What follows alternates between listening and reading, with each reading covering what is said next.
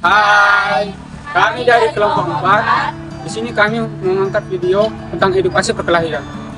Assalamualaikum warahmatullahi wabarakatuh.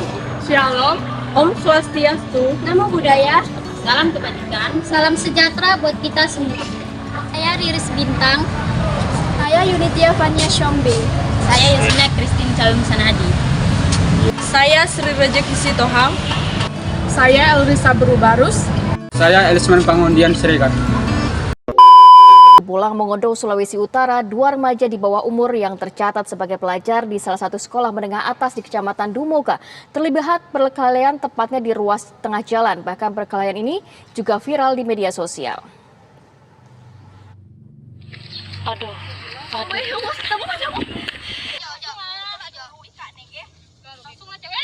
Video amatir yang merekam seorang remaja putri dipukul temannya hingga tersungkur di semak-semak menjadi perbincangan warga di Kepulauan Bangka Belitung. Setelah video berdurasi 29 detik ini viral di media sosial. Dalam rekaman video amatir berdurasi 45 detik ini tampak 2 orang siswi SMA di Bau-Bau, Sulawesi Tenggara saling pukul dan disaksikan oleh teman-temannya tanpa seseorang pun berusaha melerai mereka. Belum diketahui latar belakang perkelahian kedua siswa ini. Kepala SMA Negeri 1 Bau-Bau, Hartati mengaku sudah melihat video perkelahian ini. Pihaknya masih akan menyelidiki apakah kedua siswi tersebut merupakan anak didiknya atau bukan. Dinas Pendidikan Kota Bau-Bau menyayangkan kekerasan antar pelajar ini.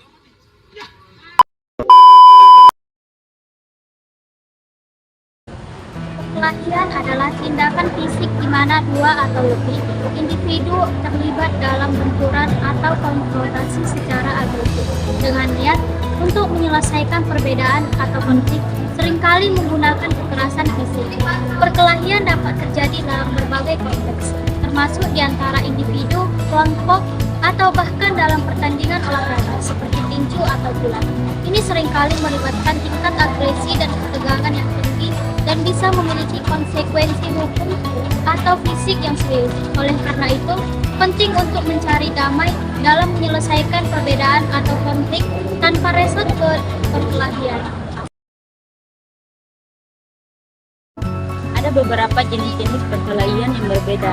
Yang pertama, perkelahian jalanan. Terjadi di dalam lingkungan sehari-hari. Biasanya melibatkan individu atau kelompok yang terlibat di dalam konfrontasi fisik jalanan atau tempat utama. Yang kedua, perkelahian dalam penjara. Perkelahian yang terjadi dalam penjara atau lembaga pemasyarakatan antara narapidana. Yang ketiga, perkelahian antar teman adalah situasi yang tidak diinginkan dan sebaiknya dihindari konflik. Antar teman dapat mengakibatkan kerusakan hubungan baik secara emosional maupun fisik.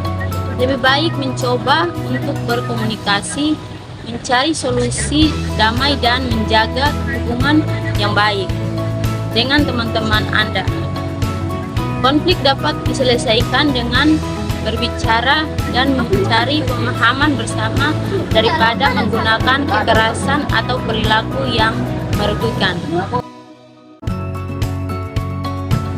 Beberapa faktor yang menjadi penyebab terjadinya perkelahian. Yang pertama itu faktor internal.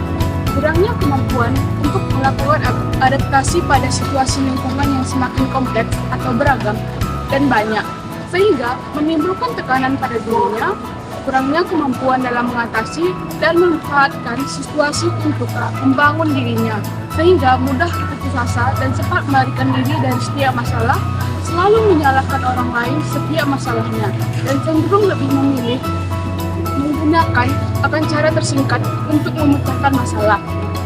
Yang kedua itu faktor keluarga. Adanya tindak kekerasan dalam suatu keluarga yang berdampak pada perkembangan psikologi anak, dan menimbulkan karakter anak yang penuh dengan kekerasan, sehingga anak berpikir bahwa kekerasan merupakan bagian dari dirinya dan suatu hal yang wajar jika dia melakukan tindak kekerasan. Yang ketiga, faktor sekolah. Adanya lingkungan sekolah yang tidak membangkar semangat siswanya untuk belajar, suasana kelas yang monoton dan membosankan, peraturan yang tidak relevan dengan pengajar dan yang tak mengekang, tidak adanya kelas praktikum dan lain sebagainya, sehingga membuat pelajar lebih senang melakukan kegiatan di luar bersama teman-temannya. Peran guru sebagai penghukum dan pelaksana aturan yang tidak dibarengi sebagai pendidik dan pembimbing, dan masih adanya tidak kekerasan dalam mendidik siswa. Yang keempat, faktor lingkungan.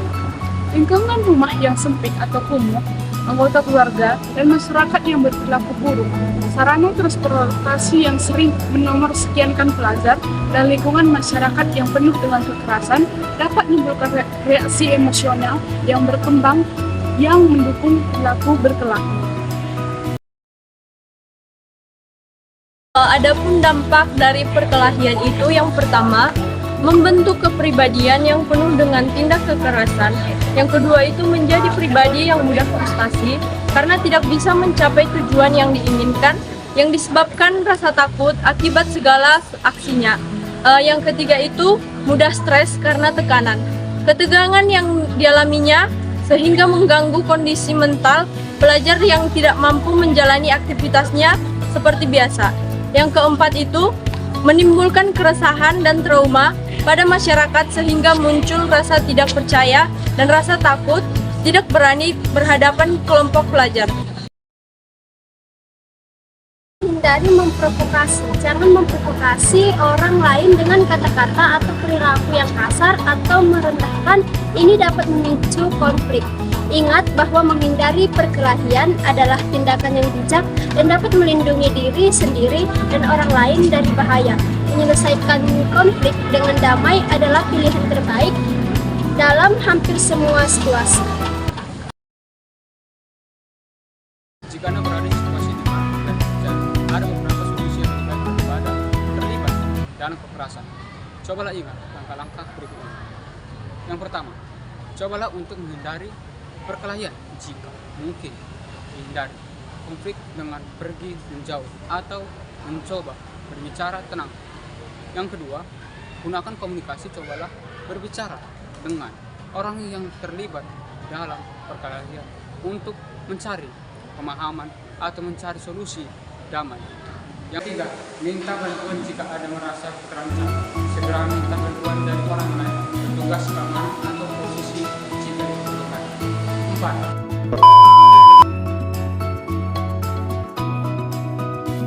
Berikut fishbone diagram dari perkelahian. 1. Kurangnya pengawasan orang tua.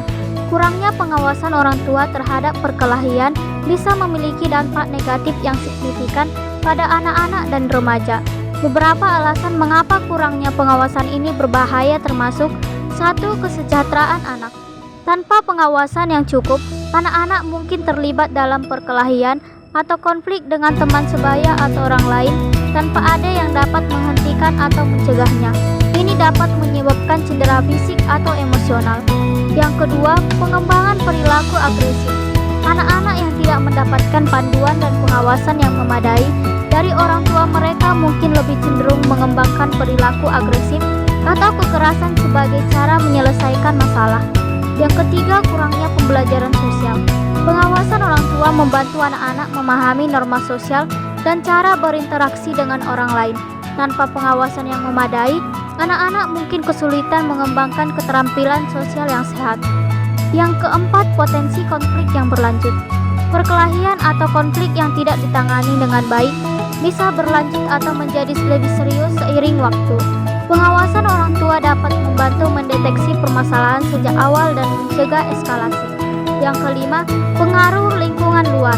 Ketika pengawasan kurang, anak-anak mungkin lebih terpengaruh oleh teman sebaya atau lingkungan luar yang mungkin memiliki nilai-nilai negatif atau berpotensi berbahaya. Penting bagi orang tua untuk memberikan pengawasan yang memadai, berkomunikasi kepada anak-anak mereka Ada beberapa dampak negatif dari kurangnya komunikasi dalam kelompok. Yang pertama itu ketidakpahaman, yang kedua ketidakefisienan, yang ketiga isolasi, yang keempat potensi konflik, yang kelima keputusan yang buruk. Untuk mengatasi kurangnya komunikasi dalam kelompok, penting untuk mendorong dan memfasilitasi komunikasi terbuka dan jujur di antara anggota. Ini dapat mencakup pertemuan reguler, penggunaan alat komunikasi yang efektif, dan mempromosikan kolaborasi serta pertukaran gagasan. Dengan komunikasi yang kuat, kelompok cenderung lebih efisien dan produktif. Dalam mengatasi kesenjangan sosial dalam tawuran, pemerintah harus berperan aktif dalam mempromosikan inklusi sosial, keadilan, dan pembangunan berkelanjutan. Ini mencakup memastikan pelayanan publik yang merata, penegakan hukum yang adil, dan upaya untuk mengurangi kesenjangan ekonomi. Upaya ini dapat membantu mengurangi insiden tawuran dan menciptakan masyarakat yang lebih stabil dan harmoni. Yang kedua, penegakan hukum. Penegakan hukum terhadap perkelahian atau tawuran terdapat pada pasal 170 KUHP dan pasal 262 Undang-Undang tahun 2023. Yang ketiga, kurangnya komunikasi dalam kelompok. Kurangnya komunikasi dalam kelompok dapat menghasilkan berbagai masalah dan hambatan. Ini bisa merujuk pada ketidakmampuan atau ketidakwilingan anggota kelompok untuk berinteraksi, berbicara, atau berbagai informasi dengan anggota lain.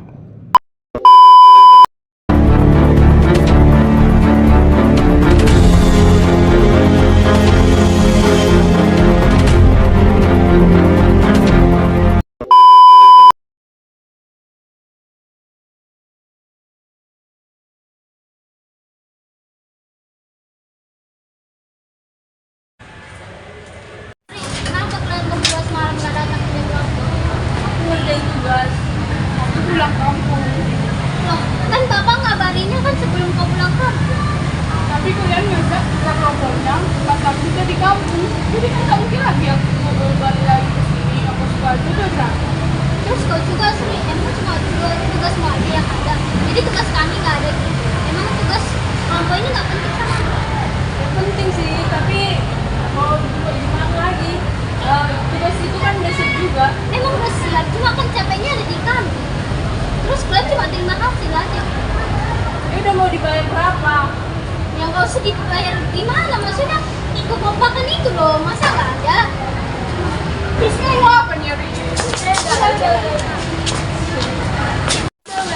Dan karena masalah ini dan bertengkar, kan bisa bicarakan dengan baik-baik. Jadi kita masih